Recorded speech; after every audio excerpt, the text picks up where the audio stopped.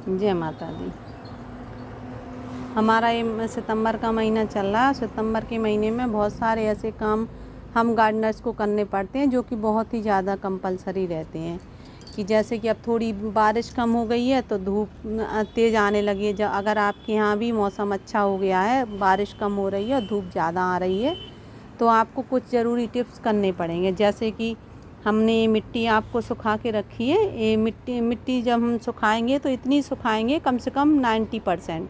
10% हम उसको रखे रहेंगे, थोड़ी नमी उसमें बनाए रखेंगे, क्योंकि जो हमारे मित्र जीव रहते हैं इसमें तो वो नष्ट ना हो। जैसे कि केंचुआ रहता है, तो केंचुआ अगर हम 100% मिट्टी को सुखा लेंगे तो वो केंचुआ भी ख़त्म हो जाएगा। और उसे हमें बन्नी को बचा के रखना है मिट्टी में, जिससे कि हमारी मिट्टी आगे चल के और ज़्यादा फर्टाइल हो जाए।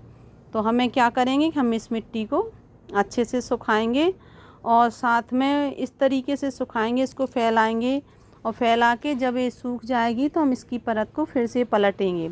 इस मिट्टी को उलट पलट करते रहेंगे दिन में इतने 2-4 टाइम, इतना कि बस एक दिन में सूख जाएगी ये मिट्टी। पर ये मिट्टी आपको अगर आपके यहाँ कम धूप पड़ रही है तो शायद 2 दिन भी लग जाए, लेकिन हमें कम से कम 90% मिट्टी सुखानी है। 90% मिट्टी इसलिए क्योंकि हमारी मिट्टी में काफ़ी तरीके के जो कीटाणु हैं या पेड़ को ख़राब करने वाली बीमारियां हैं, नीमाटोड वगैरह है, वो आ जाती हैं। तो हमें इस मिट्टी को इस तरीके सुखाना है कि वो हमारा नीमाटोड ख़त्म हो जाए, या और कोई फंगस वाली बीमारी है जो हमारे पेड़ को ख़राब करती है, उसको हमें सुखा के रखना है।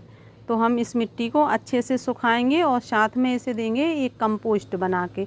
तो कंपोस्ट हम कैसे बनाएंगे, इस मिट्टी में हम कम से कम, ये हमारी गार्डन सॉइल है। अगर आपके पास सिंपल सॉइल है, अगर आपके पुराने जो गमले हैं उनकी ख़राब मिट्टी पड़ी है, काफ़ी सालों से आपने चेंज नहीं की है उस मिट्टी को, या फिर 1 या 2 साल हो गए उस मिट्टी को चेंज किए, तो आप उस मिट्टी को पूरी अपनी छत पे पलट लीजिए और इस तरीके से उसे अच्छे से सुखा लीजिए। अगर आपकी भुरभुरी मिट्टी है तब तो आप उसमें 20% खाद डालेंगे और थोड़ा राख पाउडर डालेंगे, थोड़ा चूना डालेंगे और हल्दी पाउडर मिलाएंगे। अगर आपके पास किचन कंपोस्ट है तो आप उसमें 20% उसको वो भी मिला लेंगे उसमें, किचन कंपोस्ट। अगर आपके पास किचन कंपोस्ट नहीं है तो आप जिस तरीके से हमने आपको किचन कंपोस्ट करना बताया था, तो वो आप उस तरीके से किचन कंपोस्ट बनाइए और इसमें मिला दीजिए। और अगर आप बिगनर हैं, अगर आपके पास आपने शुरुआत की है और आपके पास मिट्टी के लिए कोई भी खाद नहीं है, तो आप क्या करेंगे, आप किचन की कंडी को क्रैश करके और उसे भी इस तरीके से मिला लेंगे। तो आपको क्या होगा कि आपकी पेड़ों की ग्रोथ अच्छी होगी और साथ में होगी इसकी बीमारियों से रक्षा। तो हम इस तरीके से इस मिट्टी को अच्छे से करेंगे और इसमें हम 20% खाद मिलाएंगे। 20% खाद मिलाने के बाद इसमें राख, चूना, हल्दी पाउडर मिला के और इसे किसी भी पॉट में हम भर सकते हैं, कोई भी हम नई फसल लगा सकते हैं। अगर आपके पास मिट्टी कम है तो जिस तरीके से हमने आपको पॉट भरना बताया था, तो आप उस तरीके से उस पॉट को भर सकते हैं।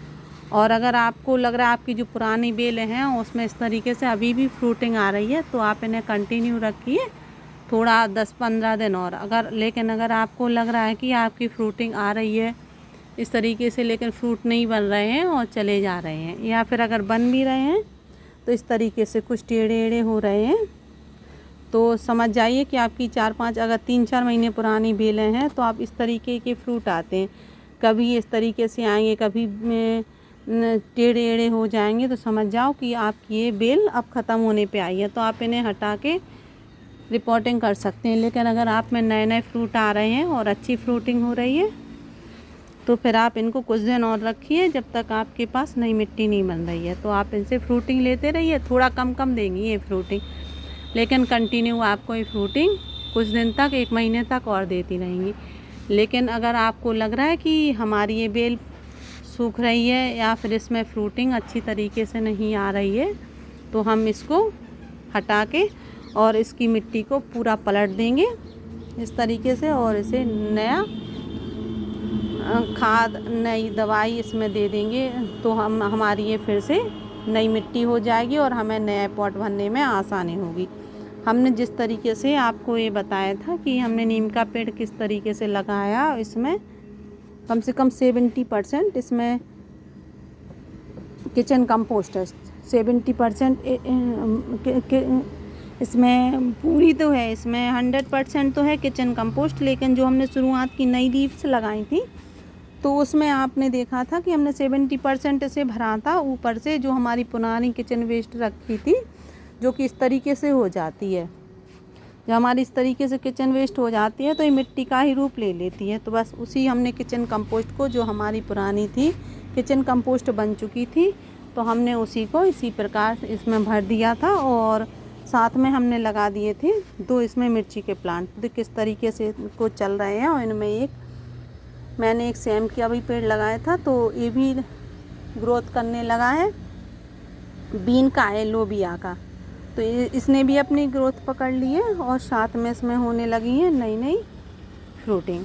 तो अगर आपको भी चाहिए कि आपके घर में भी आपके भी पेड़ों की ग्रोथ अच्छी हो और इसमें आप अच्छी खाद मिट्टी देंगे, तो इसमें भरपूर मात्रा में आपको फ्रूटिंग भी मिलेगी। तो आप सितंबर के महीने में कुछ ऐसे काम कर सकते हैं जिससे कि आपके यहाँ जो टेरेस गार्डन है उसमें भरपूर मात्रा में आपको फ्रूटिंग मिलने लगे। और इस तरीके से जब बेल घनी हो जाएंगे और इनका सीजन आएगा तो ये आपको नई नई फ्रूटिंग देती रहेंगी। हमने आपको 2G कटिंग करके और 3G कटिंग करके इस लौकी के पेड़ की बताई थी, तो आप उसका रिज़ल्ट देखिए। 3G कटिंग करने के बाद इसमें फ्रूटिंग स्टार्ट हो गई और अभी हमें कम से कम 3-4 महीने तक इसमें भरपूर फ्रूटिंग मिलती रहेगी। तो अगर आपको मेरी ये वीडियो अच्छी लगी हो तो प्लीज़ इसे लाइक, शेयर एंड सब्सक्राइब ज़रूर कीजिए। Thank you.